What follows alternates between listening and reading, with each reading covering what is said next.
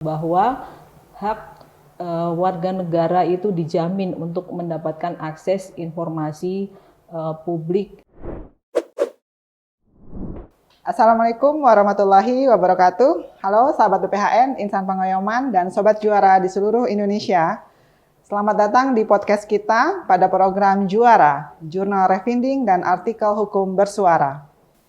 Senang sekali karena pada hari ini saya, Oki Lestari, dari Pusat Analisis dan Evaluasi Hukum Nasional BPHN, bisa menemani Sobat Juara semua untuk mengupas salah satu jurnal yang diterbitkan pada volume 1 nomor 1 tahun 2012 yang menurut saya sangat menarik, yaitu yang berjudul Keterbukaan Informasi Publik dalam Pemerintahan Terbuka Menuju Tata Pemerintahan yang Baik. Sekilas dari judulnya, walaupun jurnal ini diterbitkan sekitar 10 tahun yang lalu, yaitu pada tahun 2012, tapi saya rasa ini masih sangat relevan sekali ya, di mana pada saat ini keterbukaan informasi publik menjadi topik yang selalu hangat untuk dibicarakan. Oleh karena itu, sudah hadir bersama saya langsung penulisnya, yaitu Mbak Nunu Febriana Ningsih. Jadi Mbak, saya panggil Mbak Nunu ya, biar lebih akrab. Selamat datang Mbak Nunu di program Juara. Perlu diketahui bahwa Mbak Nunu ini adalah salah satu ASN di Badan Pembinaan Hukum Nasional. Mungkin untuk lebih jelasnya Mbak Nunu boleh memperkenalkan diri kepada Sobat Juara semuanya. Silakan Mbak Nunu. Baik, terima kasih Mbak Oki atas kesempatannya. Halo insan pengayoman dan Sobat Juara dimanapun Anda berada. Saya Nunuk Febriana Ningsih. Saat ini saya bekerja di Badan Pembinaan Hukum Nasional di Koordinator Perencanaan Legislasi Pusat Perencanaan Hukum Nasional. Terima kasih. Baik, Mbak Nunu, setiap karya tulis yang muncul itu pasti memiliki alasan yang kuat ya, atau urgensi mengapa permasalahan itu dibahas. Lalu munculnya ide itu sendiri pasti dikarenakan adanya suatu permasalahan. Kami ingin tahu, khususnya Sobat Juara, kenapa Mbak Nunu memutuskan untuk memilih tema ini? Mungkin boleh diceritakan sedikit Mbak Nunu secara singkat. Baik, jadi begini.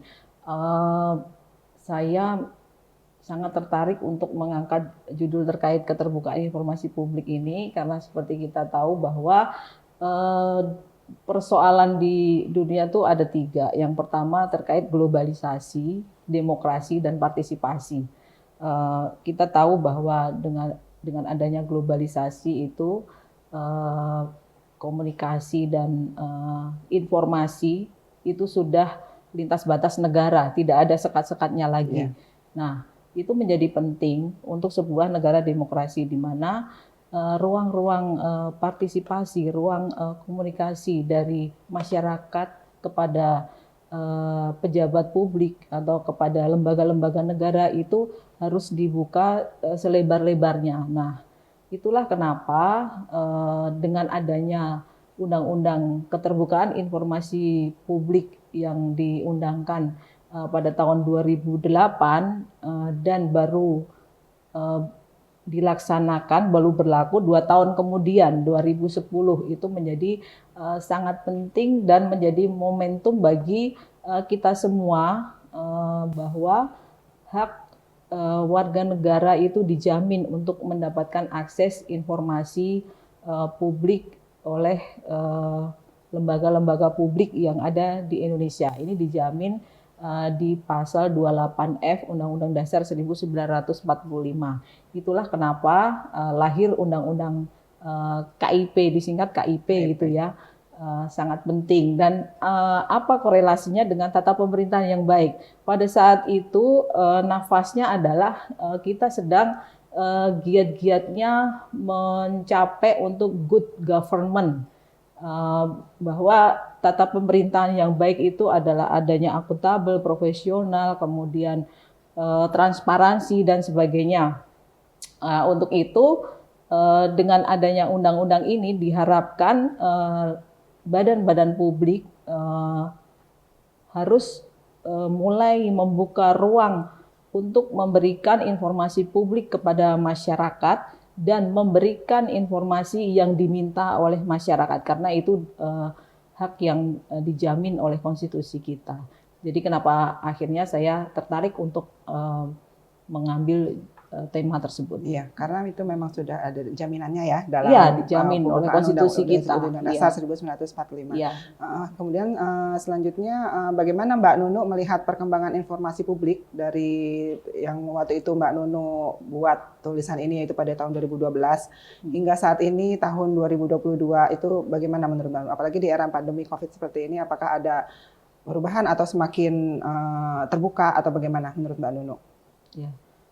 Dari awal tahun 2010 itu sudah disusun peraturan pelaksananya PP nomor 61 tahun 2010 gitu ya untuk pelaksanaan dari Undang-Undang KIP ini, mengamanatkan untuk badan publik harus wajib menyediakan informasi tersebut. Jadi semua kementerian lembaga maupun lembaga non kementerian dan badan-badan publik lainnya, dalam arti badan publik adalah badan yang pengelolaannya itu menggunakan sebagian atau seluruhnya didanai oleh APBN. Nah, itu wajib memberikan informasi yang diminta. Konsepnya adalah informasi itu terbuka seluas-luasnya dengan pengecualian yang terbatas. Jadi memang pada saat itu tahun 2012 itu seluruh badan publik ya mulai mempersiapkan diri untuk melaksanakan implementasi dari Undang-Undang KIP ini. Semakin ke sini 10 tahun ya, 10 tahun berlaku gitu ya. Sudah semakin banyak sih lembaga yang memang sudah menyiapkan untuk itu. Bahkan informasi-informasi seperti misalnya kayak pelayanan paspor, kemudian laporan rutin keuangan ataupun kegiatan-kegiatan itu semua diinformasikan ke publik gitu ya. Jadi memang dengan adanya juga teknologi itu semakin memberikan ruang dan kesempatan yang baik untuk komunikasi antara badan publik dengan masyarakat gitu. Dan dengan adanya pandemi ini saya rasa tidak memberikan dampak yang negatif ya, justru dengan adanya pandemi ini kita semakin kreatif untuk membuat konten-konten dalam memberikan informasi kepada masyarakat. Misalnya dengan adanya Instagram gitu ya, kemudian Twitter, sosial media, kemudian YouTube ya kan, banyak media yang bisa digunakan untuk memberikan informasi kepada masyarakat tentang penyelenggaraan negara oleh badan publik ini. Ya, menarik sekali Mbak Nunu. Tadi sempat Mbak Nunu utarakan terkait dengan pengecualian terbatas ya. Bagi badan publik. Kemudian menurut Mbak Nunu, keterbukaan informasi itu apakah semua informasi itu harus disampaikan ke masyarakat atau mungkin ada yang perlu dibatasi Mbak oleh pemerintah sebelum informasi itu sampai ke masyarakat? Ya. Baik, pada dasarnya seperti saya sampaikan tadi, prinsipnya adalah semua informasi adalah terbuka untuk publik dengan pengecualian terbatas. Kita merujuk pada pemerintahan yang lalu pada zaman sebelum reformasi gitu ya, itu kan masyarakat sangat sulit untuk mengakses informasi badan-badan publik gitu. Nah, dengan adanya reformasi itu semakin ke sini ruang itu semakin terbuka gitu. Dan awalnya yang pemerintahan bersifat tertutup, sekarang menjadi pemerintahan yang bersifat terbuka, open government. Jadi semua informasi harus seluas-luasnya dibuka dengan pengecualian yang terbatas yang diatur dalam Undang-Undang KIP ini. Ya, kira-kira informasi apa tuh Mbak yang dikecualikan atau yang tidak boleh disampaikan ke masyarakat yang ada di dalam undang-undang? Mungkin bisa Mbak Nunu kasih bocoran sedikit supaya Sobat Juara juga nggak penasaran gitu. Ya, baik. Kalau secara formal di dalam Undang-Undang KIP itu diatur dalam pasal 17 untuk pengecualian terhadap informasi yang dikecualikan gitu. Misalnya ada 10 informasi yang dikecualikan. Mungkin nanti lebih detailnya ada bisa baca di undang-undangnya gitu ya, pasal 17. Antara lain, jika informasi itu diberikan tapi akan menghambat proses pengadilan. Nah, itu bisa dikecualikan. Kemudian informasi yang jika diberikan itu mengganggu keamanan negara, itu juga dikecualikan. Kemudian informasi terkait data pribadi seseorang, itu bahkan sekarang sudah ada rancangan undang-undang tentang perlindungan data pribadi. Jadi kalau misalnya rekam medis seseorang itu kan tidak boleh dibocorkan kecuali dengan izin tertentu sesuai peraturan perundang-undangan. Kemudian informasi terkait kekayaan sumber daya alam Indonesia itu sebenarnya juga harus dikecualikan. Makanya harus hati-hati bagi lembaga-lembaga yang memberikan informasi terkait kekayaan alam Indonesia untuk diberikan kepada si peminta informasi itu, karena itu bagian dari informasi yang harusnya tidak boleh diberikan. Kemudian terkait informasi yang jika diberikan itu mengganggu kestabilan ekonomi negara dan lain sebagainya. Ada 10 sih. Ya, ternyata menarik sekali ya Mbak. Ternyata banyak juga hal-hal yang dikecualikan itu yang tadi tidak boleh diinformasikan ya. Lalu bagaimana bila suatu badan publik tidak mau memberikan informasi tersebut, Mbak? Kira-kira apa yang bisa dilakukan oleh masyarakat khususnya terhadap hal tersebut?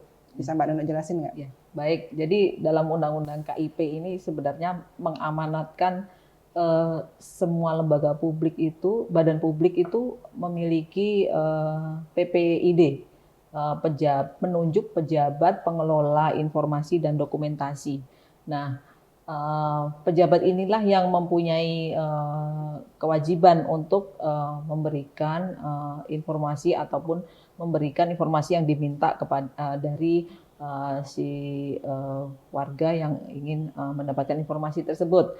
Nah, itu ada SOP-nya diatur di peraturan Komisi Informasi. Jadi pelaksana dari Undang-Undang KIP ini ada Komisi Informasi, kemudian setiap badan publik harus memiliki PPID, atau kalau memang belum ada PPID, memaksimalkan peran dan fungsi humas di kantor masing-masing untuk mengemban dari pelaksanaan Undang-Undang KIP ini. Nah, SOP-nya untuk menjawab dari permintaan si peminta informasi itu 10 hari. Nah, apabila tidak memberikan informasi, itu bisa mengajukan keberatan terhadap kenapa dan disertai alasan gitu, kenapa tidak diberikan informasi yang diberikan. Nah, sengketa informasi ini diselesaikan melalui Komisi Informasi tersebut. Nah, itu Mbak, jadi ada mekanismenya. Memang aturan teknisnya lebih detail di peraturan Komisi Informasi itu yang sudah diubah berkali-kali. Yang terakhir peraturan Komisi Informasi atau disingkat Perki nomor 1 tahun 2021. Jadi perjalanannya dari 2008, kemudian ada peraturan pelaksana 2010, kemudian 2012 tuh masih istilahnya masih anget-angetnya. Semua badan publik itu mempersiapkan diri untuk mengimplementasikan Undang-Undang KIP ini. Dan perjalanannya kemudian aturan-aturan teknisnya itu sudah diubah dari 2010, 2018, kemudian 2021. Jadi memang usaha yang dilakukan untuk mewujudkan apa yang dicita-citakan dari Undang-Undang KIP ini sudah lumayan banyak. Ya, baik Mbak Nunu, waktu Mbak Nunu membuat tulisan ini, pasti Mbak Nunu mempunyai harapan. Pasti. Kira-kira harapan apa yang ingin Mbak Nunu sampaikan melalui tulisan ini, khususnya terkait keterbukaan informasi publik? Ya. Jadi yang pertama adalah kita mengubah paradigma dari closed government menjadi open government, dan itu memang sudah diperjuangkan oleh masing-masing badan publik yang menuju ke open government dan good governance ya. Jadi mulai dari kita di lingkungan kita sendiri, di BPHN misalnya pada tahun 2020 itu mendapatkan predikat wilayah bebas korupsi, itu kan bagian dari keterbukaan informasi juga. Dan sekarang kita sedang menuju wilayah birokrasi bersih melayani. Itu bagian dari good governance yang ingin diwujudkan.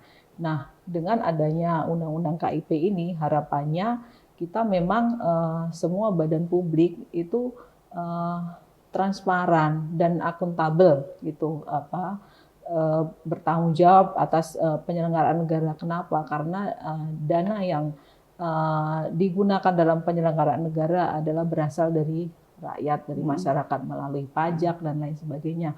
Nah, itu menjadi penting adanya komunikasi dan controlling, kemudian juga bagian dari pengawasan atas kinerja dari penyelenggara negara oleh warga masyarakat. Jadi tidak ada gap gitu ya antara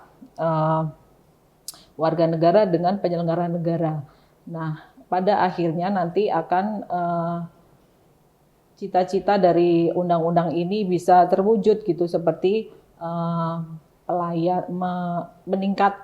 peningkatan pelayanan kepada masyarakat, kemudian adanya kepercayaan masyarakat kepada penyelenggara negara, kemudian dan juga pelibatan partisipasi publik kepada penyelenggara negara, bahkan sudah dimulai dari partisipasi dari sejak perancangan peraturan itu sudah diberikan wadah untuk memberikan partisipasi aktif dari masyarakat kepada penyelenggara negara, dimulai dari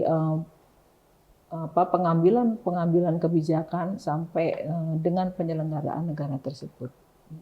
Wah, ternyata banyak sekali ya harapan-harapan Mbak Nunu dari tulisan ini. Kemudian waktu itu Mbak Nunu berharap tulisan ini kira-kira cocok untuk siapa aja, Mbak? Yang bisa dibaca oleh siapa aja selain akademisi mungkin di bidang hukum atau mungkin para mahasiswa. Jurnal ini cocok untuk siapa, Mbak, menurut Mbak Nunu? Ya. Saya rasa jurnal ini cocok untuk dibaca semua kalangan ya, baik itu akademisi, praktisi, bahkan warga negara di luar itu sekalipun, karena akses terhadap informasi ini kan menjadi bukan lagi hak asasi gitu, tapi hak yang dijamin konstitusi di pasal 28F tadi. Jadi semua warga negara tanpa kecuali itu berhak untuk mendapatkan kemudahan akses informasi publik dari badan publik.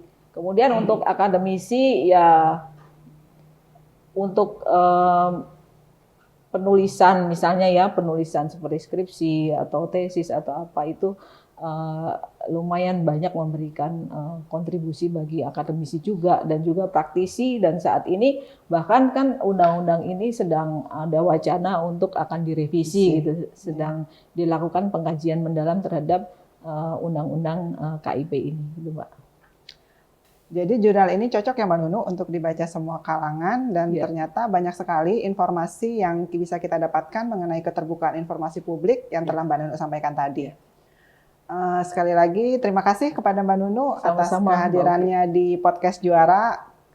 Kita tunggu karya-karya jurnal hukum selanjutnya dari Mbak Nunu dan kami siap untuk bahas dan publikasikan seluas-luasnya. Terima kasih. Well, demikianlah episode Juara kali ini. Untuk artikel ini bisa kalian dapatkan secara gratis di website trefinding.bphn.go.id/e-journal. Selanjutnya kita akan kupas lebih banyak lagi terkait jurnal-jurnal lainnya yang tentunya tidak kalah menarik untuk dibahas dan tentunya akan menambah wawasan kita khususnya dalam pembangunan hukum Indonesia. Jangan lupa untuk tekan tombol subscribe, share, like, and comment. Dan untuk next jurnal yang ingin dikupas bisa kalian request di kolom komentar. Saya, Oki Lestari, mewakili seluruh kru yang bertugas mengucapkan terima kasih. Sampai jumpa di episode berikutnya. Assalamualaikum warahmatullahi wabarakatuh.